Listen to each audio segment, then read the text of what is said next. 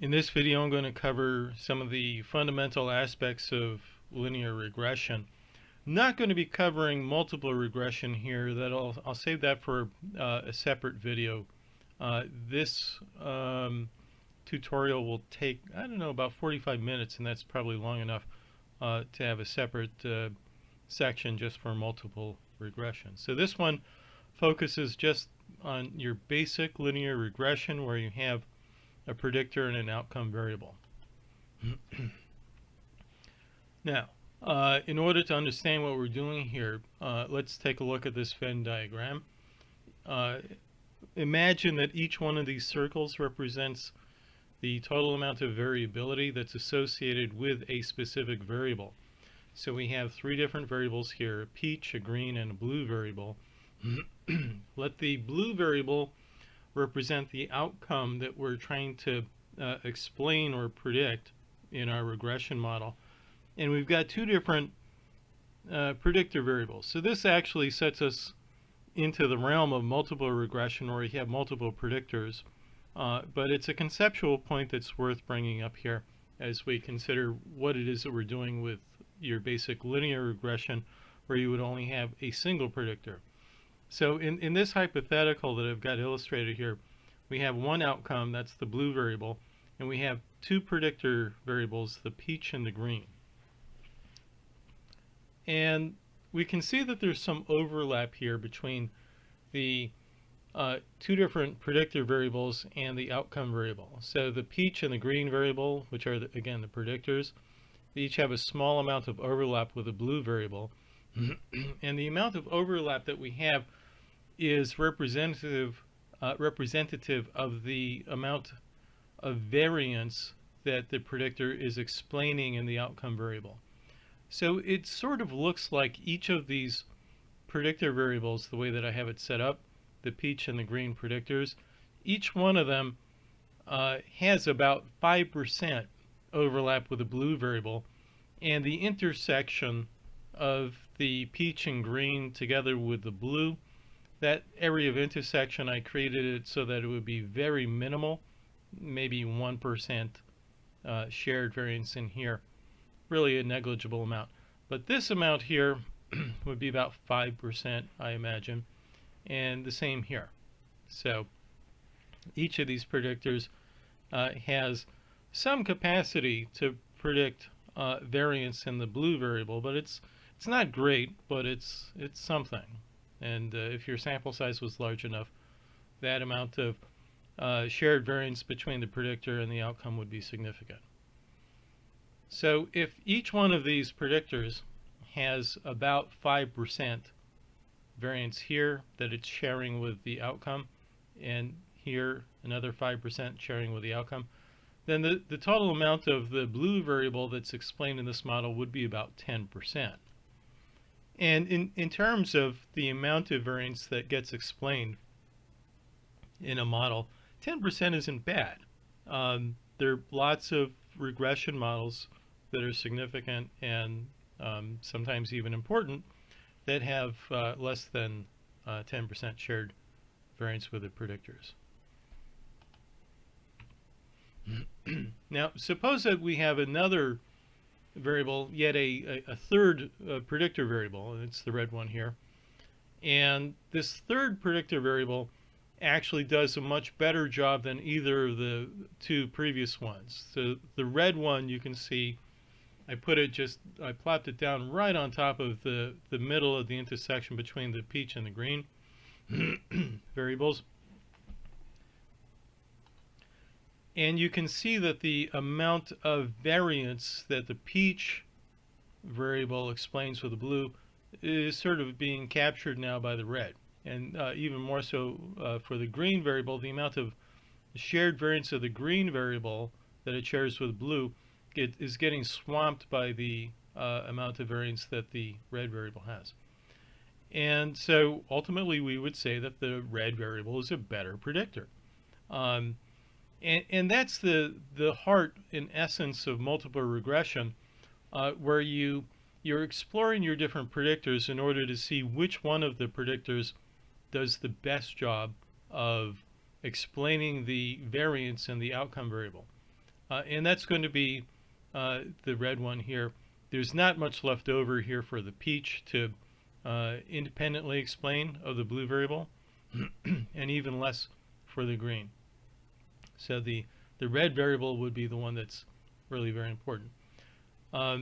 So I'm going to forget about multiple regression now and switch to just basic simple linear regression with a single predictor. And by the way, I will be posting this PowerPoint independently of the recording. I'll post this PowerPoint and a Word document to Canvas so that you can read through these as regular documents.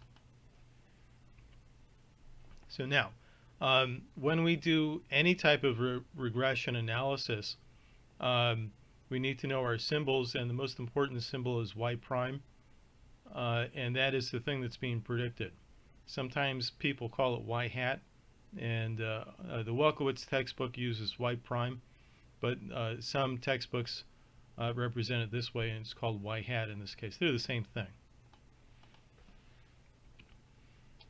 Other symbols that we need to know are B and A. B is the slope of the regression model, and A is the intercept. The slope is computed by this formula where we use the correlation and the standard deviation of y over the standard deviation of x. Now these symbols here, the Greek letter sigma is for the population standard deviation, which we don't always have. We can also use sample standard deviations here. So this would work with capital letter S for the sample standard deviation of y over the sample standard deviation of x. And so that's all you need to compute the slope. Then the intercept is the mean of y minus the slope times the mean of x. And so clearly we have to have the slope first. We compute the slope, and then we use the slope in order to compute the intercept. And the slope is the amount of increase in the line of best fit when you look at the scatter plot of the data points. It's the angle, essentially, the angle of the line. And the intercept is the location on the y-axis where that line of best fit intercepts the y-axis when x equals 0. And so we figure that out using the means of x and y, of variable x and variable y, and the slope itself. And then you can use any score on x to find a predicted value for y. And that's really what linear regression is used for. If we have two variables, x and y, and we know how they relate to each other through correlation, we can plot out the line of best fit using the slope and the intercept. And then for any new value on variable x, we can find the predicted value on y. So if, let's say, we have a set of scores and a new person comes in with a score that's unlike anyone else's score, we can make a prediction for that person's score on x. What will be their value on variable y? That will be our prediction.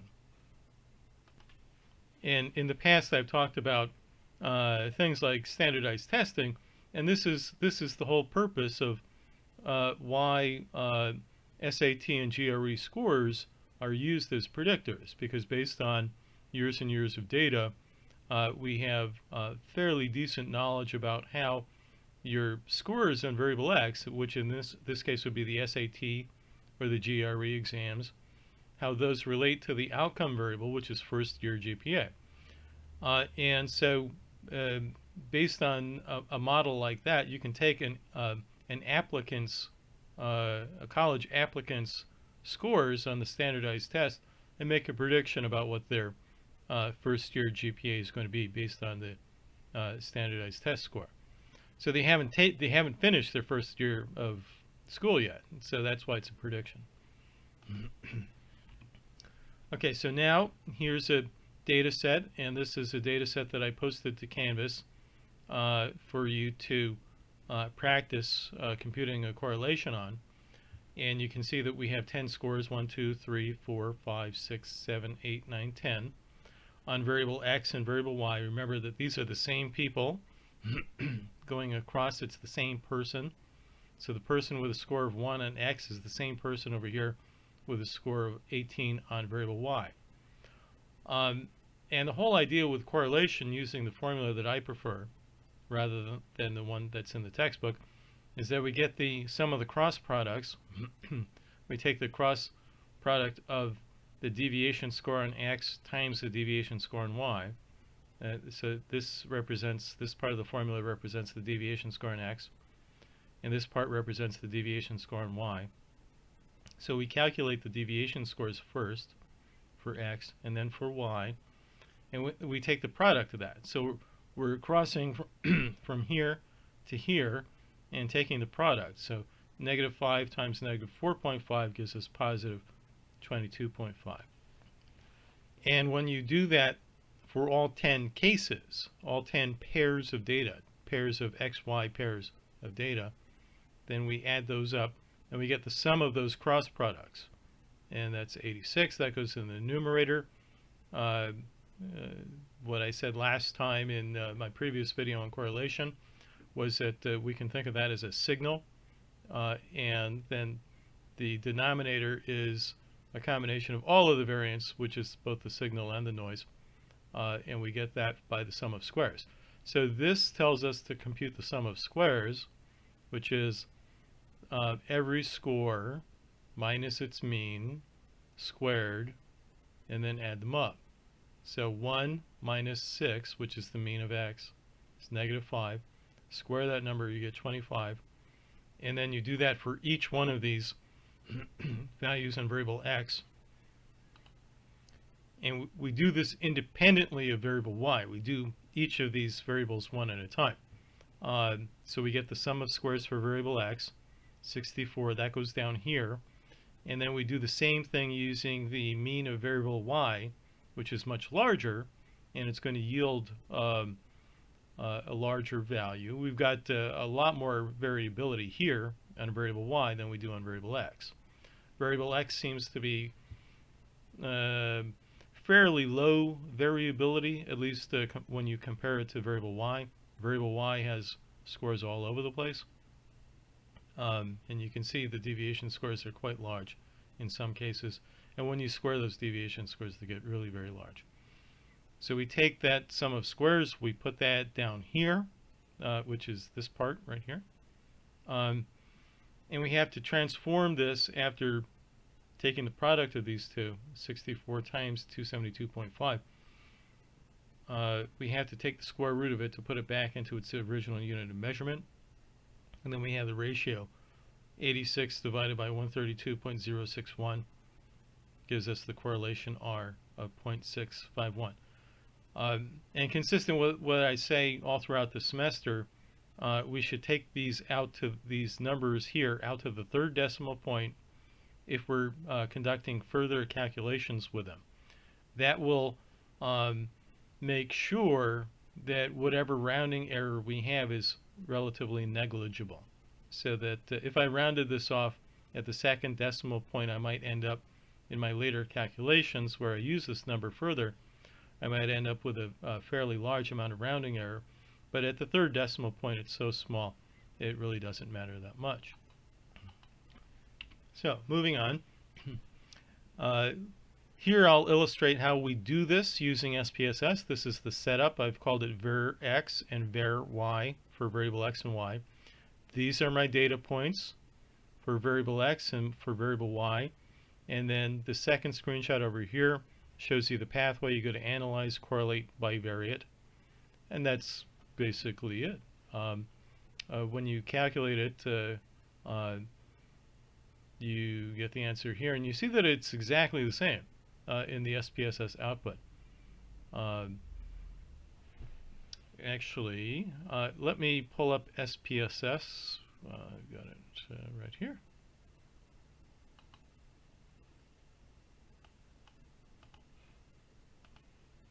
Here we go. And so this is the pathway. Analyze, correlation, bivariate. And what I didn't show you is that you want, when you start out, it looks like both of these should have a ruler, by the way. I don't know why this one doesn't. but it'll still work. That just tells you that it's interval data. The ruler indicates interval data. If at any point when you're doing an analysis in SPSS, if something doesn't work when it should, check the data type that's associated with it. Maybe that's the problem. So we move both of these over. If you look at options, there's really not a whole lot here. For the purposes of what we're doing here, we don't really need the means and standard deviations, but I'll ask for it anyway. And we don't need the cross products, at least not for this one. And so here's the output, and so that's how I got the correlation here, 0.651. And you see that it's reported twice. It's a mirror image. Usually the diagonal is what separates the sides, and usually people only report one side. But I have seen variations on that. Okay, so let's go back to our PowerPoint, maximize the screen. And so this is just a, this is the output that I took out of SPSS, and now we know how I got it. We see that it matches up here. And then moving on, we also need the standard deviations for X and Y in order to compute the slope for the regression model. So what I've done here is I've used the formulas that we started the semester with for standard deviation of a sample. I take the sum of squares. I had that on the calculation page a couple of slides ago, and so that's where the 64 comes from and the 272.5. I divide it by n minus 1. There are 10 cases total, so I lose 1 degree of freedom, and that's why I'm dividing it by 9 instead of 10. So I take my sum of squares for variable x, divide it by 9, and then take the square root of that number, and I have the standard deviation of x. And I do the same thing for variable y. This one is x, this one is y. Now there's no reason for me to take this out to 5 decimal points, particularly after I just finished saying take it out to the 3rd decimal point. But I just wanted to show you that my calculation here matches exactly what SPSS gives me. So that's a check on the accuracy of the calculations using a calculator instead of SPSS. So I get exactly the same thing. Okay, so here we can see the calculation of the slope and the intercept.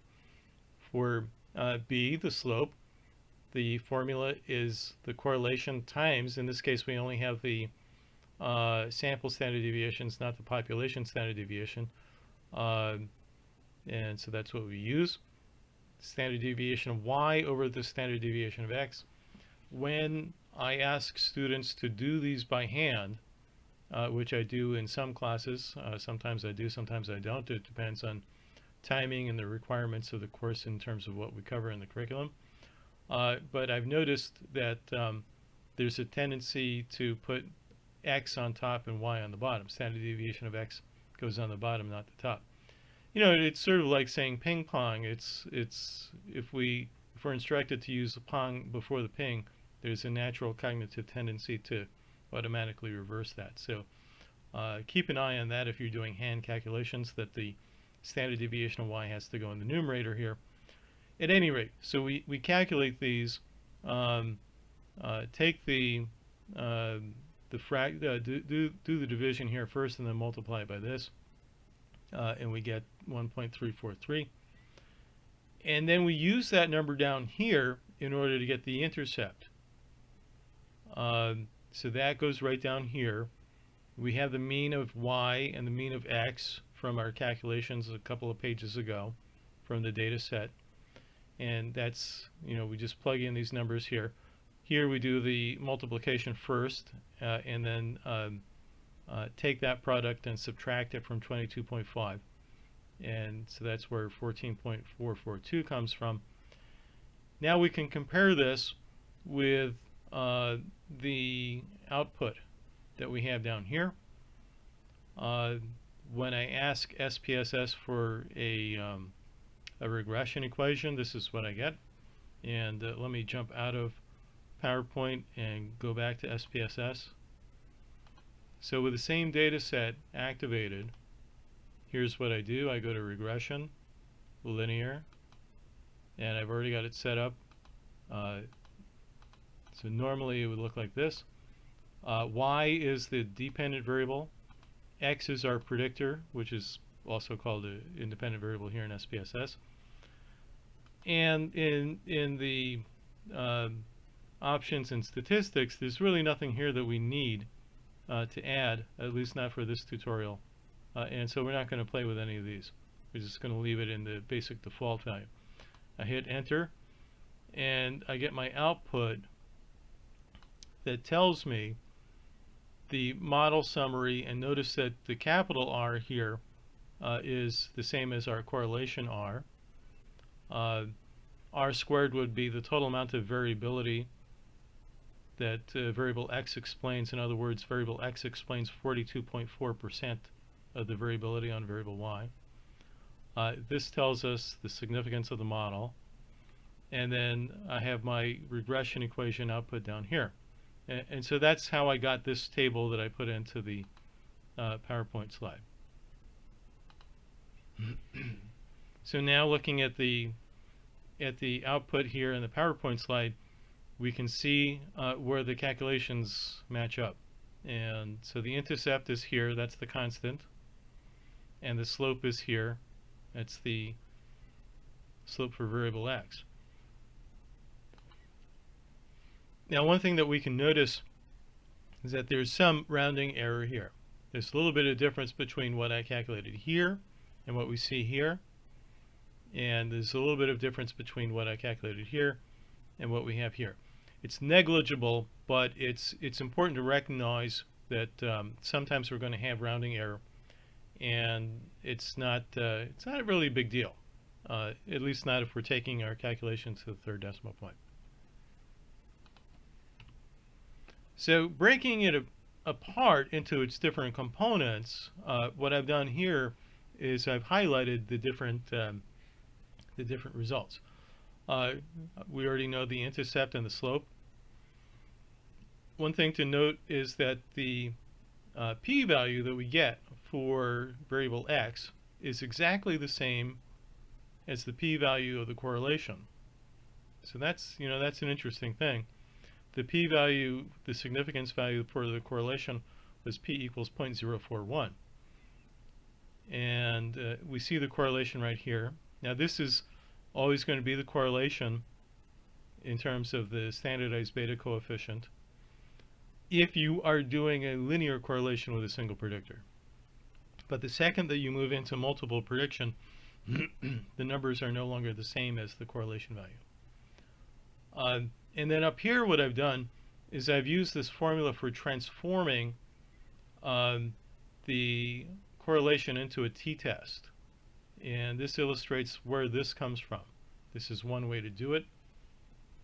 Nobody ever actually does this by hand, but I wanted to show you that what we're looking at is essentially the same thing, that the correlation is being represented here in a different metric.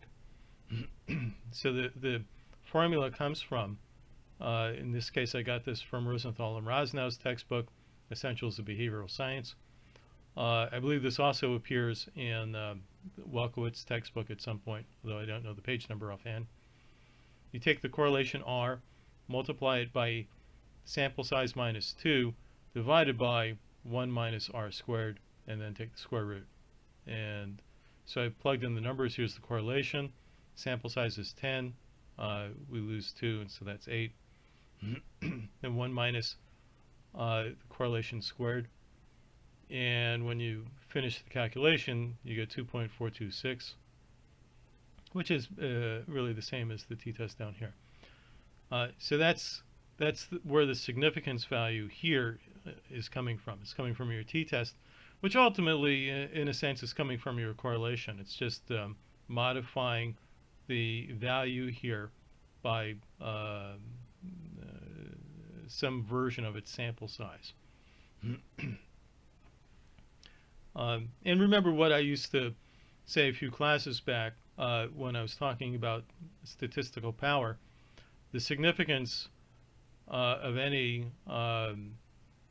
test like a t-test or an f-test is equal to the effect size times the sample size. And that's really what we're looking at here, where the correlation is a measure of association, which is really an effect size. And I like to use effect size R. But it's the same thing if you're doing effect size D or any other effect size. It's the effect size times the sample size, and this is some version of sample size here. You see the sample size represented on top of the equation. And so it makes sense that this is really just the correlation in a different metric when we're considering it in relation to its sample size.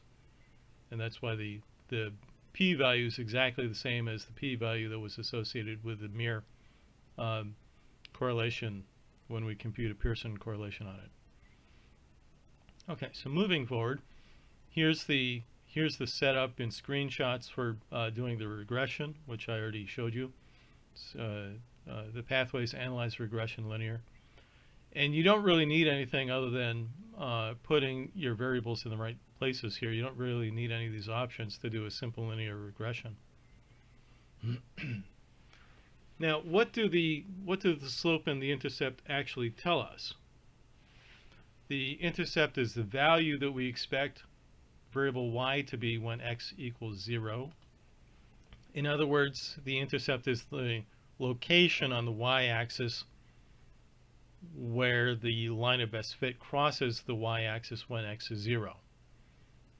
Or to say it yet another way, when x is 0, what do we predict the value of y to be? What is the predicted value of y? It's called the intercept because that's where the line intercepts the y-axis when x is 0. And then the slope is the amount of change in variable y for every 1 unit increase in variable x. I'll have an illustration coming up that'll show what this means. When you have the slope and the intercept, you can map the regression line between those 2 points. Any 2 points define the position of a line, of a straight line. And you can use that line in turn to make predictions about y for any given value on x. And because we are predicting variable y, variable x is also known as the predictor, and y is often called the criterion.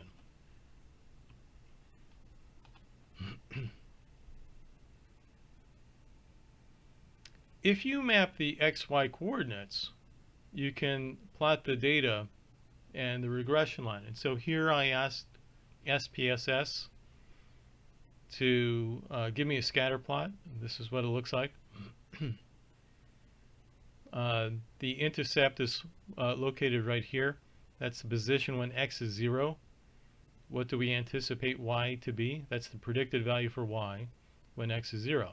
In other words, that's y prime when x is 0. And this amount of distance here is the slope. That's the amount that the line increases for every 1 unit increase in x. Now I'm going to give you a close-up of this.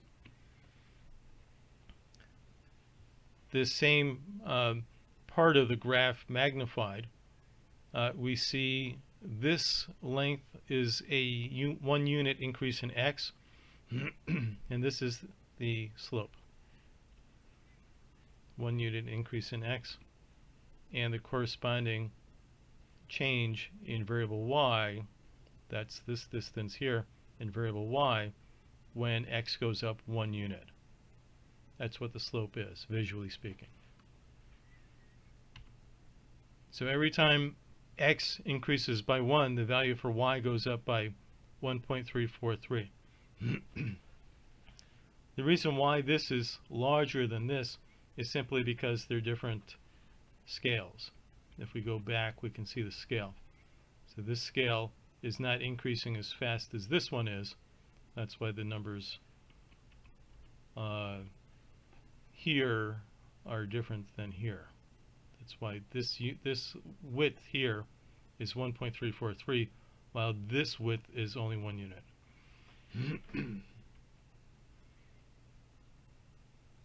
So now, using this regression line, you can make predictions about the value for y for any given value on x. If we have a value of x that's over here, we just drop a line over, a horizontal line, onto the y-axis, and that's going to be the predicted value for y. So this literally is the prediction line. The predicted value for y is given by this formula. So y prime, and this is on page 256 of Welkowitz, y prime is given by the slope times x plus the intercept. That's for any given value on x. You can take the existing values on x, or you can use a new value for x. So for example, if x equals 5, what do we predict the value on y to be for that individual who has a score of x equals 5? You plug in 5 right here. So here's the slope, here's the intercept. It would be 1.343 times 5 plus the intercept, and that's how I get this number. That's the predicted value for y. And here I've plotted it out visually so that you can see what's going on. Here's my score for x equals 5. It's right about here. Hang a vertical line up and then drop the horizontal line over, and you have the position on the y-axis when x equals 5.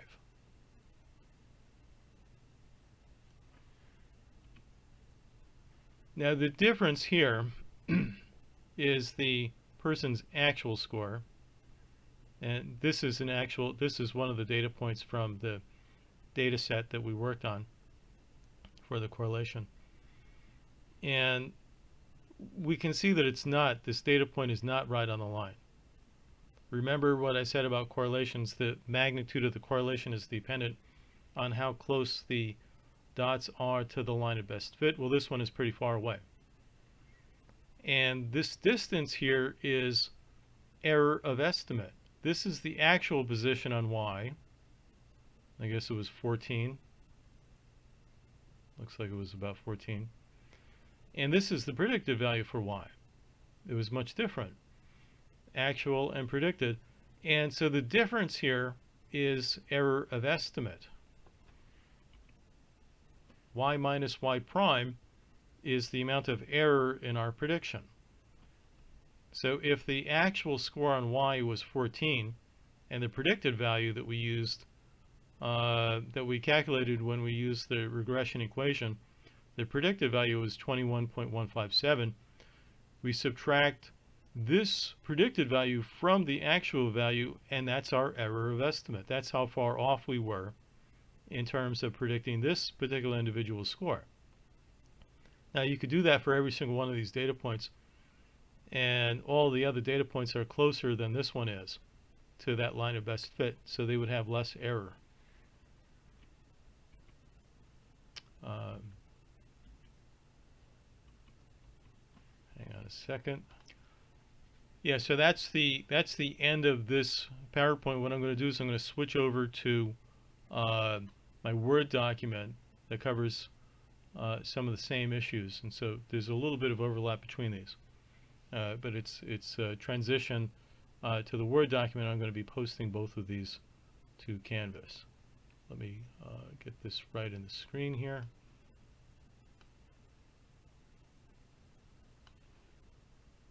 Okay, so what we're doing here is looking at a few additional issues in terms of how to interpret the regression equation. This data set that we had for homework practice actually comes from a textbook by Graviter and Wallnow. And so here you see I'll post this 9-page document to Canvas as well as the PowerPoint. Here you see the calculation of the sum of squares, the standard deviation for x and y, here's for x and for y, and the sum of the cross products that we use to get the correlation. And then here we have the computation of the slope and the intercept. Here's the output from SPSS again. Now here's some new information. Once we have the correlation, we use it to calculate the slope and the intercept, which is shown on the previous page. We can then calculate the estimated standard error of estimate. Estimated standard error of estimate. And this formula appears at page 265 in our textbook, in the Welkowitz textbook. So what we're doing here is we're taking the highlighted section there, the blue highlighted section, we're taking y minus y prime, which is to say we're taking every actual score on y and subtracting the predicted score for that value on y. In other words, we're taking the error estimate. We're taking the error in terms of how far that dot was from the line of best fit, squaring that error and then adding it up and dividing by n minus 2, which is the degrees of freedom. We lose, the reason why we lose 2 instead of 1 is because we have these scores here, or actually it would be these ones, the deviation scores. One of these is constrained, and so we lose 1 degree of freedom here, and the same thing over here. We lose 1 degree of freedom here, even though they're the same people, but they're measured on 2 different variables. Each one contributes a loss of 1 degree of freedom. So we take the sum of y minus y prime, and visually what we're doing is we're taking the error of each one of these dots from the line of best fit, the length of distance on variable y. And I'll leave this section here for you to read on your own. Let's fast forward down to here. And so what I've done here is I've done the calculations. So the first data pair was 1 and 18. 1 on variable x. This person had a score of 1 on variable x and 18 on variable y. And using the formula here for the predicted value on y for any given value of x, I plug in the slope and the intercept and plug in the actual value on x, and that gives me the predicted value for y. That's where this comes from. That's where this number comes from, using this formula right here. And you can see the calculations right here for that particular data point. When x equals 1, multiplying it by the slope and then adding the intercept, I get 15.785. That goes right here. So then I take y, which is 18. 18 minus the predicted value for y is the residual, which is another word for error. That's the error of estimate. When you add up all of these errors of estimate, they should equal 0. There might be a little bit of rounding error, but they should equal 0, which is to say that when you look at the graph, rather the scatter plot, you should have an equal amount of weight in terms of distance underneath the line as you do above the line. These errors of estimate, the distance from here to here and the distance from here to here, when you add them all up, they have to cancel each other out. You have to have the same amount of weight above the line as you do below the line. And so these are deviation scores. These deviation, as we know from all of our other calculations throughout the semester, deviation scores always have to add up to 0. I haven't tested it out here, but it should work. I know that the calculations here are correct, so it should work. And then we square them. So what we're doing is we're following this formula. Where's my formula for the standard error? Right here. So what we're doing is we're taking the deviation scores, and then we have to square it, and then we add them together and do the rest of the formula. So we're taking the error, y minus y prime is the error, and then we're squaring it. So it's 2.215 squared is 4.906. And then after we do that for each one of these data points, so I've gone through this process for each one, plugging it into the regression equation right here, changing out the numbers for variable x. So when x equals 3, I change this number right here. When x equals 4, etc. So I've done that for every single one of these. I did that by hand actually some years ago. And then I get a different number as the predicted value for y, and that's where all of these come from. oops, that's where all of these numbers, this one, etc. So when I take all of those error terms and I square all of those error terms and add them up, I get 156.94. And that goes in the numerator of my standard error formula, the standard error of estimate, the estimated standard error of estimate. Divide that by n minus 2, and then take the square root, and you have 4.429. And this number tells us how much variability to expect in our estimates of variable y.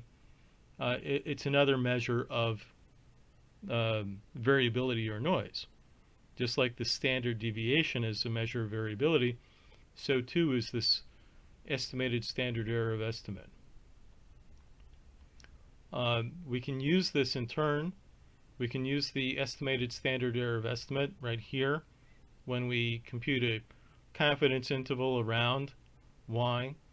And so when you think about something like any kind of a psychological test score, where you're obtaining a single individual's value and following the instructions in the test booklet, it provides information about the confidence interval. This is where it comes from. This is where your standardized psychological test scores confidence intervals come from this formula right here. So you plug in any given value on y. For that pair, well, let's see. Actually, so for any given value of x, because we're not concerned with the value in y, we're using x to make the prediction. So for any given value of x, then we find the predicted value for y. It's y prime for x. So when x equals 5, the predicted value is this. We have a t critical value that's based on the degrees of freedom, in this case the degrees of freedom 8. And we know how to get the t critical value. It's the same way that we did with the independent samples t-test. We calculate the estimated standard error of estimate, which I did up here on the previous page right here. And once we have those pieces in place, then we can calculate the 95% confidence interval around x equals 5. So we don't know exactly where that person's real score is, but we would anticipate 95% of the time that they will be between these intervals, these boundaries. And all of your standardized test confidence intervals work in the same way. That's where those numbers come from. These links for confidence interval calculators on the internet, they're active, they work. I've used them. They're actually pretty cool. I won't illustrate those here, but you can test them out on your own. Sometimes I do that in class. And so visually what we're doing is something like this. If this is the regression line, if this is the given value on x that we're working with, we're using what we know about the normal curve. Consider this to be a three-dimensional image of a normal curve on this two-dimensional plane, so that the curve is popping out three-dimensionally. What we're doing is we're making an estimate of where that person's value is likely to be within this space. That's the 95% confidence interval. And as sample size goes up, this interval is going to be narrower. It's going to get more precise. And we like it to be closer to the line of best fit. And so here, I've drawn in. This is not exactly precise, but it's reasonable in terms of a pictorial representation of what we're doing. We're calculating this 95% confidence interval to tell us where, in relation to the line of best fit within the continuum of scores, that person's real score is likely to be. So if a new person comes along with a score of 5, their actual score on y is predicted to be here, but it could be anywhere between here and here 95% of the time. It's probably going to be closer to the line than the extremes, and I say that because of the height of the curve here. but it could be anywhere within here. Now, what happens is that you can compute the confidence interval for every single value on variable x, in which case you get sort of a traveling set of confidence intervals that span along the range of the line of best fit. So you see that I've got one for every value on x. I guess I don't have the top one here. That's okay. And again, the computation of it is just like this, using the formula y prime, the critical value for t, and the estimated standard error of estimate. You can define the upper and lower boundaries of that confidence interval. And you'll end up with something like this. And so when we hook up these upper and lower ranges on these confidence intervals, we can see this sort of pipeline, this range in which 95% of the scores are going to fall, which is a very useful thing to know. And it's the same thing with predicting student applicants to college. It's the same thing as predicting their performance outcome on first-year GPA. Yeah, we're going to be wrong. In fact, we're going to be wrong most of the time, but in terms of their actual performance and their predicted performance. But when you look at the confidence intervals, we're going to have a range in which we can predict their performance, and there is an increasing outcome on your outcome variable y, first year GPA, as the SAT or GRE test scores go up. And in spite of the fact that people love to trash these standardized tests and say that they don't work, well, they do. And there's some predictive utility to it. It's not perfect. But I would also point out that for anyone who loves to bash those achievement tests, those scholastic achievement tests, it's the same principle at work as all of your psychological tests. So if you want to say that the SAT and the GREs are nonsense, then you also have to throw out all of the psychological tests that we're teaching you how to use in this program. So there's a little bit of cognitive dissonance at work there. And people like to trash one but not the other. Well, it's the same principle. Psychometrically speaking, it's the same principle at work. But anyway, that's an argument that can be held elsewhere. For now, the important thing to understand is that we have this space of prediction, and scores are more likely to be closer to the center than they are to be at the extreme ends. I'll let you read this section. I have a little bit to say here on the SAT and GRE. You can read that on your own. One thing to point out here is that in the same way that we have an estimated standard error of estimate, we also have an estimated standard error of the slope, which is S sub b. And so that there's, the angle of the slope is not known to us. We don't know the true angle. In fact, the angle has some variability itself.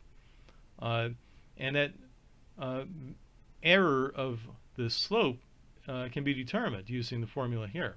Well, actually, it's on the next page. But the formula gives you a range in which you can expect the slope to vary. And that is something that is knowable. And the same thing is true also for the intercept. When we compute the intercept, it's an estimate of the intercept. We don't know the actual intercept unless we have the full population value for all the information in the data set. But if it's a sample, then the sample is used to make an estimate of the slope and the intercept, both of which are open to error. And so here's how these are calculated. By the way, the t-test in your regression equation is determined by the slope divided by the standard error of slope. And the standard error of the slope is computed like this, where you take the estimated standard error of estimate and divide that by, or divide that into the standard deviation of x. So it's so 1 divided by the n-1 square root multiplied by the estimated standard error of estimate divided by standard deviation. That's a lot to describe verbally, but you just plug in the numbers and it works pretty easily. The sample size was 10. I computed the estimated standard error of estimate a couple of pages ago to be 4.429, and the standard deviation we computed earlier to be 2.667. And so, at this point on, it's just basic arithmetic. You get the answer, and that's the standard error of the slope. Now, the standard error of the slope, in turn, is used for this formula for the t-test. So we take our slope, divide it by the standard error of slope, and we get the t-test. And that's right here. So that's where that comes from. The 2.429, there's a little bit of rounding error at the third decimal point. That's okay.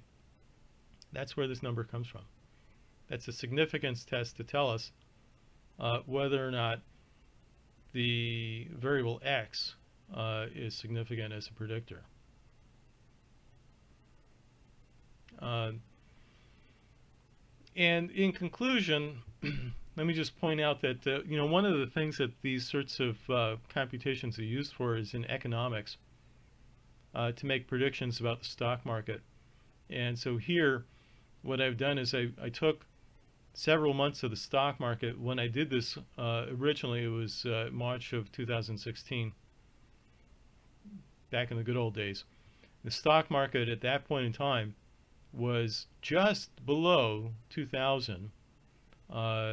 We recently had it up to, what was it, 2800, the S&P 500.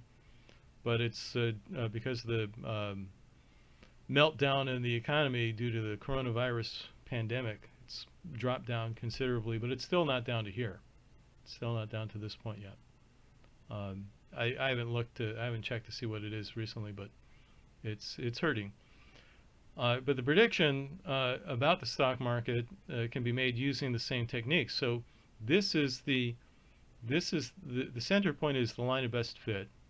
That's the actual data for the S&P 500 at any given day. But what we're looking at is sort of a confidence interval that's drawn using the same techniques that I've illustrated, or essentially the same, based on what's called a 20-day moving average. And these bands are not called confidence intervals in the economic community, but rather they're Bollinger Bands.